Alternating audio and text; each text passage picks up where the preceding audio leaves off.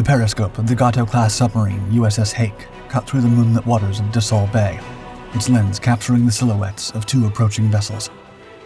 Lieutenant Commander Frank E. Haylor squinted through the eyepiece, his heart rate quickening as he assessed potential threats. It was August 24th, 1944, and these pre-dawn hours north of Manila could prove disastrous for Haylor and his crew if he misread the situation. As the ships drew closer, Haylor's brow furrowed in confusion. One of the vessels, a destroyer by the looks of it, bore distinctly un-Japanese features. Its flush deck and overall profile screamed American design, yet it flew the rising sun flag. But it was the three funnels that truly puzzled him. No Japanese destroyer he knew of had such a configuration. As Haylor's mind raced through possibilities, he settled on the only conclusion he wanted to believe. This must be the Phra Ruang, a Siamese destroyer with 3 stacks. Informing the crew of the ship's assumed identity, Haylor gave the order to engage. But still, a nagging doubt persisted. There was something that just didn't add up. Little did Haylor know the true origin of this enigmatic warship would prove far more extraordinary than he could have imagined. Up to a point, Haylor was correct. The ship he saw that day was no Japanese vessel, nor was it Siamese. Remarkably, it had not begun life in Asia at all, but in Philadelphia, Pennsylvania, in the U.S., as USS Stewart, a destroyer of the Gato-class. This class had first been conceived of during World War I as a modified version of the preceding Wickes-class that would have higher fuel capacity in order to offer longer endurance, an especially important characteristic when fighting the growing threat of German U-boats, as well as operating alongside the main fleet. Though the war ended before any of the Gato-class destroyers had been commissioned, the U.S. continued producing them in large numbers, eventually building 156 between 1918 and 1922. USS Stewart, named after the legendary 19th century Rear Admiral Charles Stewart, was among the second batch of the Gato-class. She was laid down on September 9, 1919, and launched on March 4th the following year. In keeping with the U.S. Navy's destroyer design philosophy, prioritizing velocity over stability, Stewart featured a sleek hull that measured over 314 feet long and just under 32 feet wide, while her agility was enhanced by her relatively light weight, displacing 1,308 long tons at full load. Along with her advanced power plant, which featured 4 White Forster boilers and Parsons-geared steam turbines that could generate up to 25,815 shaft horsepower, this meant she was able to sail at an impressive 35 knots, outpacing many contemporaries and most submarine threats. As hoped, Stewart was capable of a 2,500 nautical mile range at 20 knots, a considerable improvement over the Wickes-class, and also much greater than many contemporary European destroyers. This long-range capability reflected the United States' strategic needs for extended patrols and ocean-spanning escorts, crucial for operations in the vast Pacific theater. Like the other Gato-class destroyers, Stewart had 4 funnels. She also had a flush deck, that is, one that ran the length of the ship, rather than ending before the bow or the stern. This feature rounded out a quintessentially American design that would provide the cause of much speculation later in the ship's story. After successful sea trials on September 8, 1920, Stewart was delivered to the U.S. Navy a week later and commissioned immediately. She spent her first year performing coastal operations with reserve divisions before joining Destroyer Squadron Atlantic in October 1921. In following months, she participated in various fleet exercises in the Caribbean before undergoing minor repairs, including the installation of an echo sounder. On June 20, 1922, she set off from Newport, Rhode Island as part of Destroyer Squadron 15, bound for the Philippines via the Mediterranean Sea and the Indian Ocean. She would not see American shores again for 23 years. Joining the U.S. Navy's Asiatic Fleet 2 months later, she began performing training exercises throughout the region. Her first major operation came in September 1923, participating in relief missions after the Great Kanto earthquake hit Japan, claiming an estimated 140,000 lives. For the rest of the decade, Stewart focused on China, joining gunboat patrols along the Yangtze River as several Chinese cities faced uprisings from nationalist groups opposed to foreign intervention. A new threat emerged from Japan, which exhibited increasingly aggressive behavior toward China throughout the 1930s, culminating in all-out war in 1937. Stewart often found herself dangerously close to the action as bombers dropped their payloads nearby. Though the U.S. officially remained neutral, Concern over Japan's imperialist tendencies grew, and as war broke out in Europe, the risk of conflict in the Pacific intensified. On November 27, 1941, the Asiatic Fleet Commander, Admiral Thomas C. Hart, received a message from the Chief of Naval Operations, warning of an imminent Japanese attack on U.S. forces. To minimize risk, Hart quickly dispersed the fleet, with Stewart accompanying the light cruiser USS Marblehead and 4 other destroyers to Tarakan in Borneo, where they arrived 2 days later. Stewart and the other vessels awaited further instruction.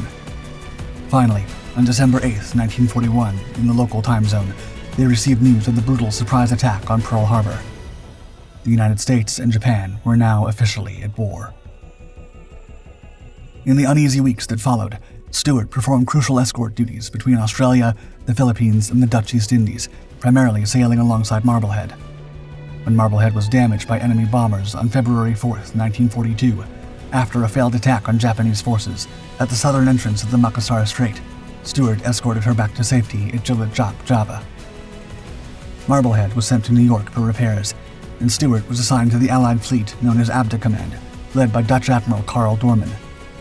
This unit, mostly made up of older cruisers and destroyers, faced chaos due to the lack of coordination among the different nations' navies, resulting in misunderstandings and delays.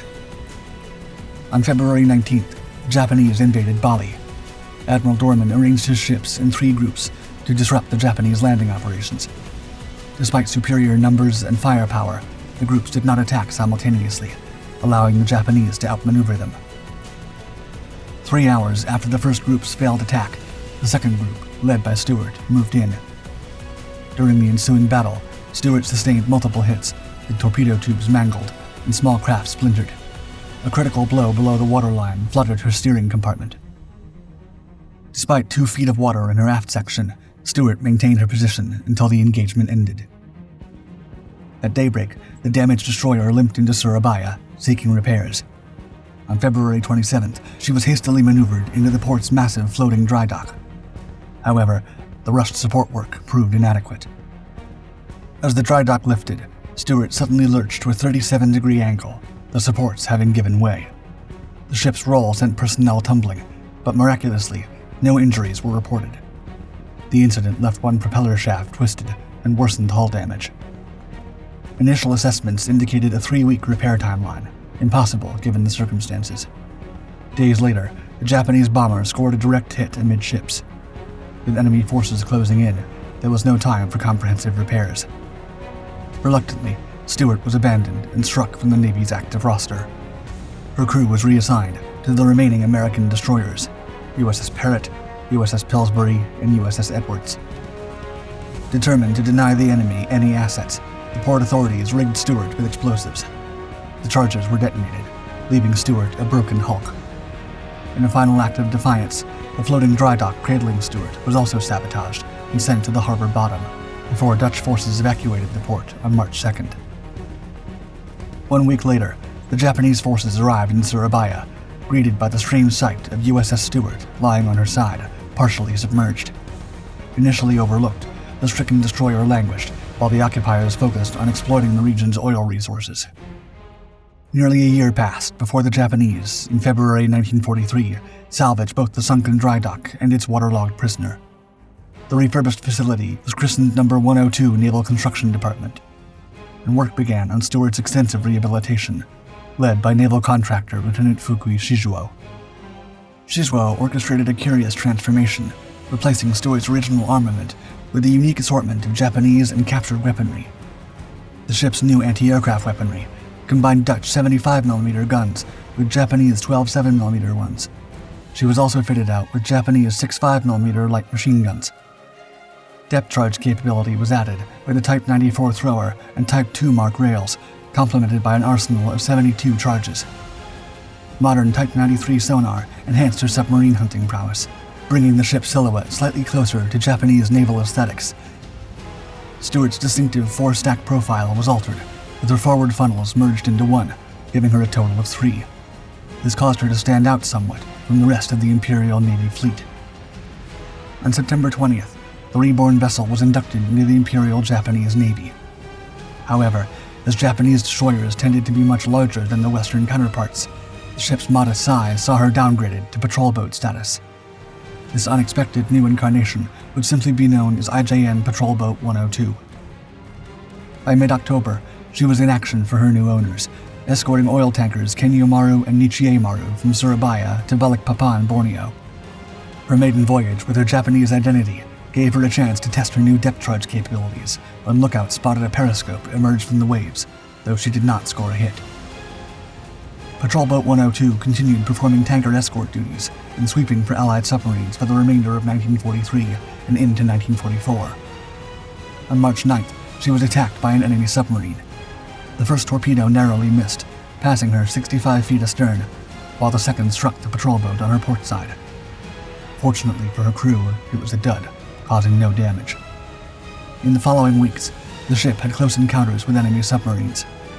On March 22nd, she dodged 2 more torpedoes, while on May 6th, the troop convoy she was escorting came under fire from USS Gurnard. Despite her attempts to defend the transports with an intense depth charge attack, all 3 of them were sunk.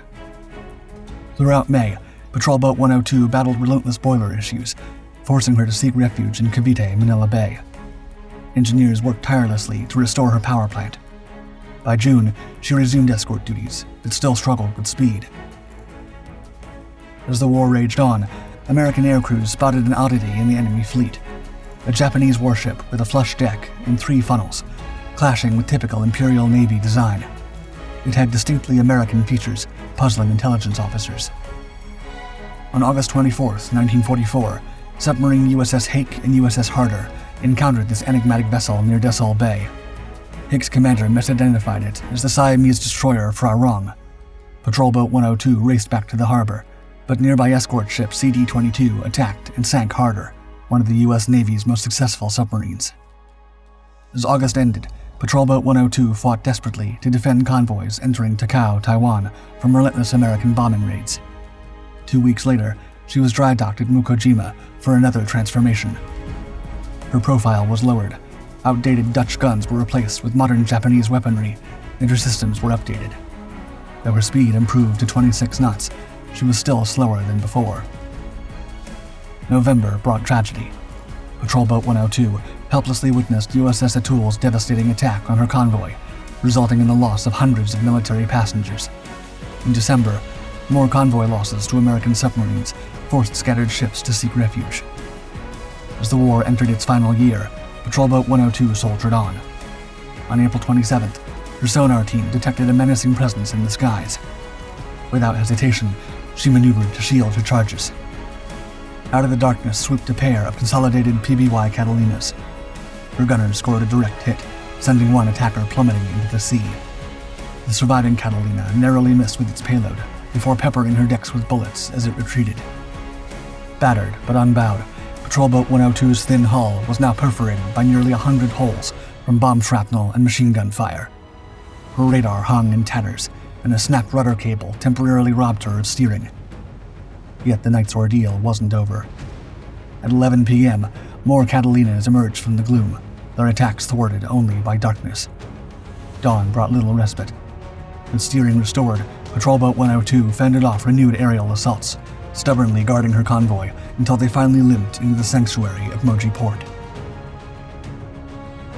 With Japan's defeat imminent, August found the war-weary Patrol Boat 102 moored in Hiro Bay, east of Kure. Her decks, once bustling with activity, now stood eerily quiet, manned by a skeleton crew, awaiting an uncertain fate. As the war ended, 3 U.S. Navy officers arrived at the docks, unaware of the true identity of the dilapidated, rat-infested vessel before them. To their amazement, a close inspection revealed it was the long-lost American destroyer USS Stewart. After a deep clean, fumigation, and a fresh lick of paint, they hoisted the Stars and Stripes aboard once more. On October 30th, she was recommissioned into the U.S. Navy as DD-224, as the Stewart name had been passed to another ship. DD-224 set sail for the United States, having been away for 23 long years. However, exhausted from her extraordinary service record, her engines gave out, and she had to be towed across the Pacific, finally reaching San Francisco Bay on March 26, 1946. Decommissioned on May 23rd, she was assigned as a target for firing practice by fighter aircraft. Tenacious to the last, The old warship stubbornly clung to life as 5 Navy F-6F Hellcats unleashed their fury. Despite absorbing 18 rockets and a hailstorm of 50 caliber rounds, the battle-scarred vessel defiantly remained afloat. Eventually, the Navy called in the coup de grace. Submarine chaser USS PC-799 closed to a mere 300 yards, point-blank range in naval terms, and blasted a dozen 40mm shells, followed by 17 3-inch projectiles, sending the veteran destroyer to her final resting place on the ocean floor.